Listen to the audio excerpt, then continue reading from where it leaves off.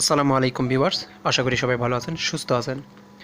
CD room বা DVD রুমের এখন খুব একটা প্রয়োজন হয় না, তারপরেও যদি কারোর দরকার হয় সেই ক্ষেত্রে দেখা যায় যে সিডি রুম বা ডিভিডি রুম খোলে না সহজে, প্রেস করলে পাওয়ার বাটনে প্রেস করলে খোলে না। যদি না খোলে সেই ক্ষেত্রে যা করতে হবে, এরকম একটা চিকন পিন বা একটা জেমস ক্লিপ নিয়ে সেটাকে সোজা করতে হবে। তারপরে এরকম ছিদ্রে, এখানে ছোট্ট একটা ছিদ্র আছে, সেটার মধ্যে ঢুকিয়ে দিতে হবে, তারপর প্রেস করতে হবে, বাটনে খুলে আসবে। আমি পুনরায় দেখাচ্ছি। এখানে বাটনে প্রেস করব, তারপর এই ছিদ্রের মধ্যে ঢুকিয়ে দিয়ে হালকা করে প্রেস করে দিব, খুলে যাবে। তো এই ছিল ভিডিওটি।